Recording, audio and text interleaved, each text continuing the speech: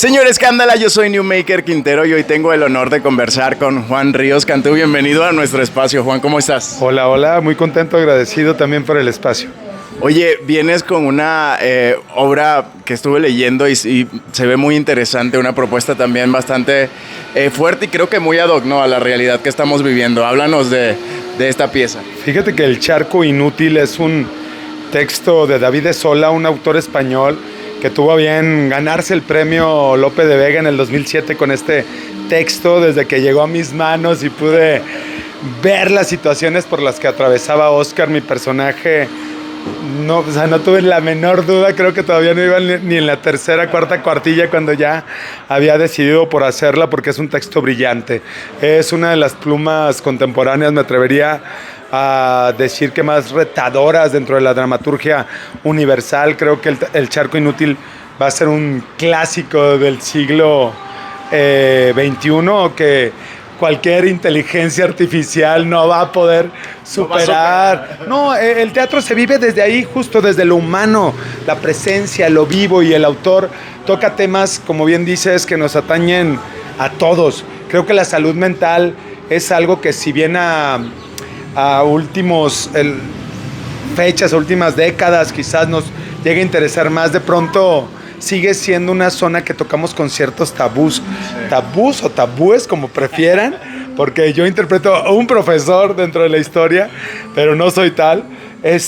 Y eso tiene que ver con todo aquello que de pronto callamos, con todo aquellas partes que no logramos aceptar, ya sea de nuestra propia realidad en relación a lo que somos, quiénes somos, qué adjetivos nos califican, y al mismo tiempo a sucesos o eventos traumáticos de nuestra vida que luego no queremos atender o decidimos verlos bajo otro filtro. Los personajes de esta obra, en ese sentido, toman una especie de riesgo, puesto que ahí en los límites, en las fronteras de la realidad y el deseo, en las fronteras de la realidad y la locura también, deciden evadir de alguna manera lo que sucede realmente en sus vidas.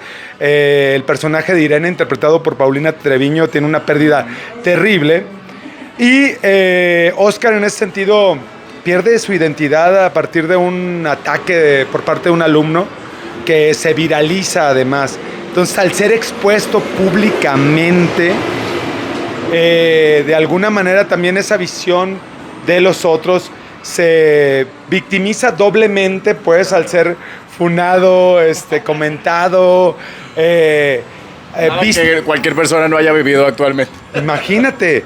Y además con esta impresión de realidad que las redes sociales nos dicen sobre nosotros mismos, porque una cosa es lo que somos detrás de ese perfil y otra cosa lo que queremos exponer. De alguna manera, estos filtros que se ponen nuestros personajes, es muy interesante. El público va a poder acompañar ese proceso con ellos. Ese profesor que ya no quiere más dar clases recibe la invitación de parte de el que fue su profesor alguna vez, de darle clases particulares al hijo de una mujer que vive un duelo. Cuando llega a esa casa se da cuenta que ese hijo no existe, que ese hijo murió hace más de 5 años y ella lo sigue recreando con la imaginación para sobrevivir a la pérdida. Entonces, ahí inicia nuestra historia. No te estoy vendiendo nada, no es el spoiler, es apenas el planteamiento. Wow. Lo interesante es que Oscar se queda a dar clases. Wow. A pesar de vivir todo eso. ¿Qué tal compartir con Treviño? No, Paulina es una gran actriz, es una gran compañera de trabajo. Fíjate que además había tenido yo la oportunidad de coincidir hace 18 años justamente con ella en Verónica en Portada, en ese mismo teatro, el Teatro Helénico que está al sur de la ciudad, Revolución 1500,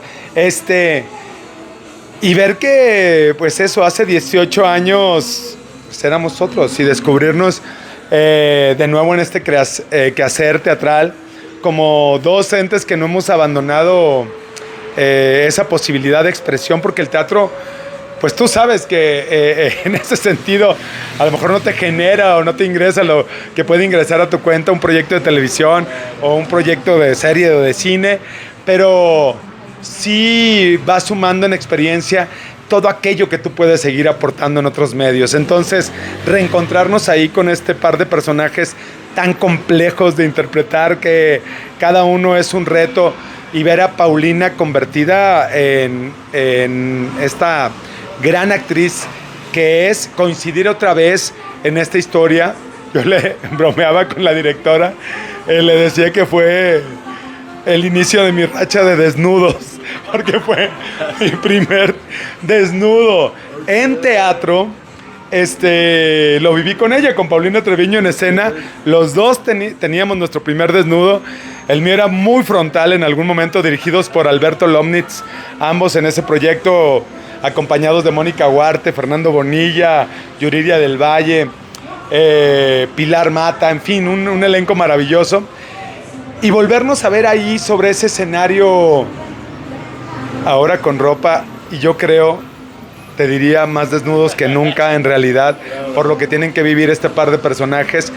Y te quiero mencionar también a mi otro compañero de escena, que es Miguel Cooper, un gran y querido amigo, amigo digo, y no habíamos coincidido en años, o sea, he sido un mal amigo de Miguel, pero con quien había coincidido hace muchos ayeres, y también tocar la escena, tocar esa parte de la realidad que a nosotros como actores nos corresponde crear bajo la batuta de Ruby Tagle, en una dirección poética, compleja, que te lleva del cuerpo a lo emocional y de lo emocional a la formal, con una estética de verdad que ha estado enloqueciendo al público, porque la verdad ya pasamos nuestro primer fin de semana y la respuesta de la gente ha sido maravillosa. Porque una apuesta tan profunda, ¿no? Que lo catalogan como un thriller psicológico. ¿Cómo precisamente sale el público? ¿Con qué preguntas o con qué respuestas o qué cambian ellos, crees tú? Fíjate que cuando se trata de una pieza, como es el caso en cuestión género, si bien esté más encaminada hacia el thriller psicológico, en ese sentido no hay género puro ahora. O sea, ¿sabes?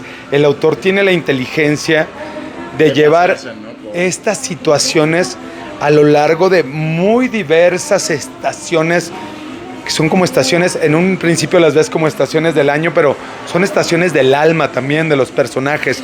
Ese charco inútil no es tan inútil al fin de cuentas, sí puede ser un agua estancada de alguna manera, pero que también permite ver y que los personajes vean su propio reflejo en ese charco, y a partir de ahí empezar el reconocimiento de la realidad. ¿Para qué? Para, en vez de sobrevivir, poder vivir, solamente vivir plenamente. De pronto estamos instalados en una especie de modo supervivencia de manera continua. Lo que es como mecánicamente, ¿no? Con todo. Lo que nosotros nos ponemos esos límites y nosotros nos ponemos esas exigencias al mismo tiempo. Somos nuestro propio verdugo mental, ¿no? Entonces, es interesante ver que a partir de esa pérdida haya un encuentro en el que hay una posibilidad esperanzadora. Lo que hace el autor en ese sentido es, de alguna manera, poner un humor, una ironía a través del personaje de Hierofante, y algo de comedia en esto, que sonaría, ¿cómo van a hacer comedia en tal contexto? Pues lo interesante es que la comedia permite que suavizar un poco el putazo que recibe el espectador, los golpes emocionales que reciben, porque sí se necesita de pronto esa fuga a través de la risa. En ese sentido, creo que la dirección ha sabido dejar como muy claramente estipulado cuál es esa convención para el público.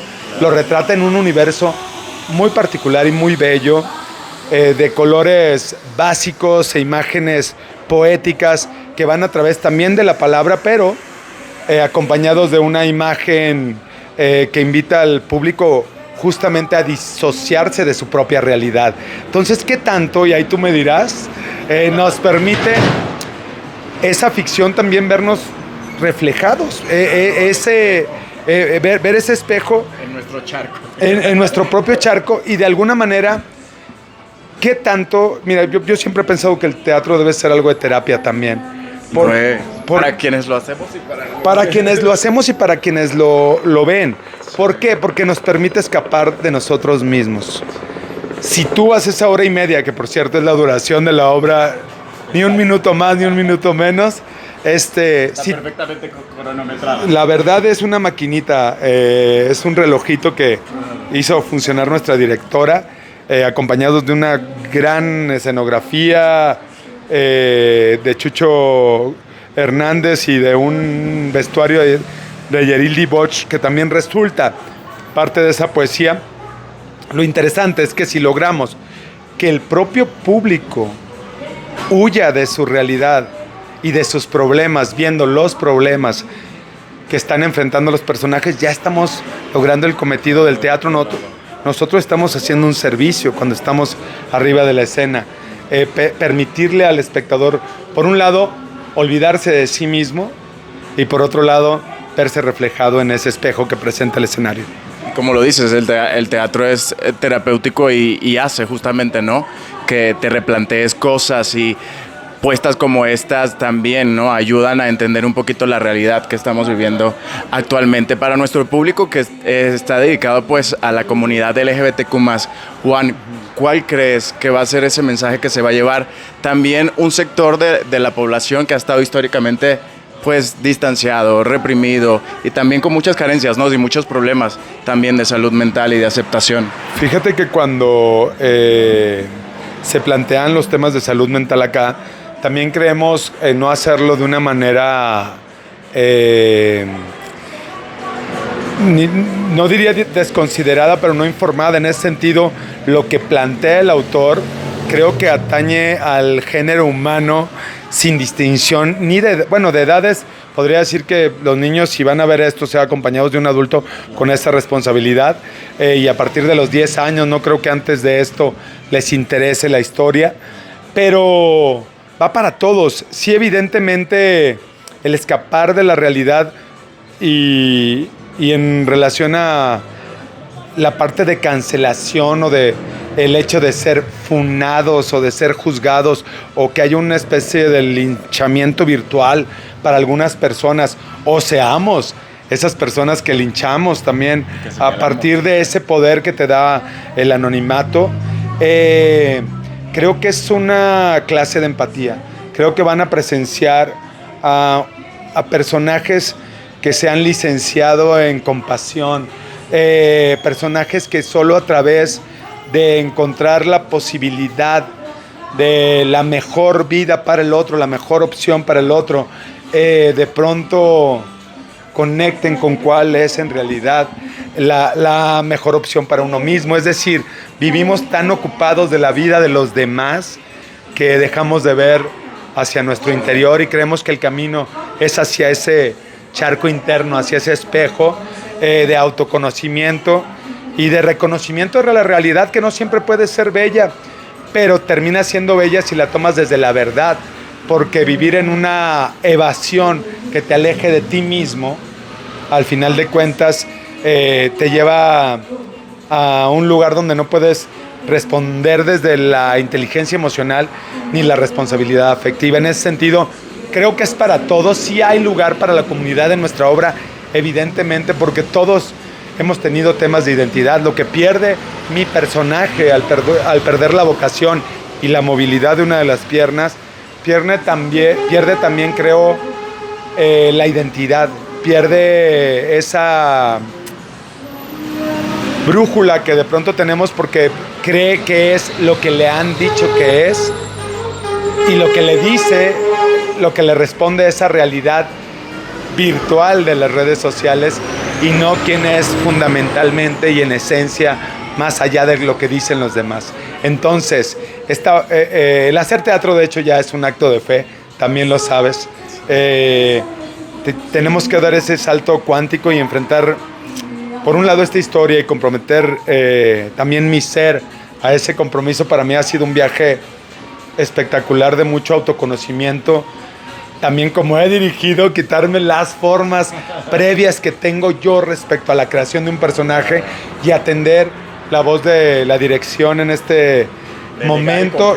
Delegar y confiar, y es salto a un precipicio en el que tienes que ir con la confianza absoluta, y en ese sentido te invito tanto a ti como a tu público a que vayan a dar ese salto de fe al teatro con nosotros, porque es una caída libre, pero también es una montaña rusa de emociones que va pasando por muy diferentes lugares en esa hora y media en la que la historia te pesca y no te suelta. Totalmente necesaria en la actualidad. Me imagino que haces un poco de catarsis al ver todo eso y como lo estábamos hablando, te invita, ¿no?, a voltear interiormente. Juan, ya para cerrar, porque precisamente el público no debe perderse esta pieza y todas las coordenadas, horas, días de la semana donde se están presentando, y refrescar pues la dirección del teatro. Fíjate que estamos en el Centro Cultural Helénico, en Revolución 1500 al sur de la ciudad, de jueves a domingo, los jueves y los viernes a las 8 de la noche, los sábados a las 7 y los domingos a las 6 de la tarde. Es un proyecto en el que estoy seguro van a verse reflejados. Es el mejor lugar para guarecerse de la lluvia.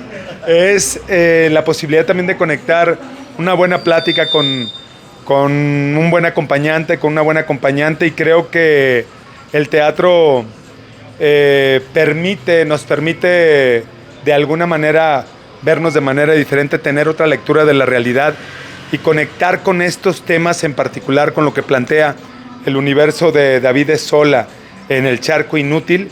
Les aseguro que van a verse no solo reflejados, van a conmoverse, van a reír, posiblemente van a llorar, pero sobre todo van a reflexionar, y esa reflexión no tiene valor, no es un valor estimado en números, sino el valor que ustedes se dan a sí mismos de ir a verse reflejados en ese charco.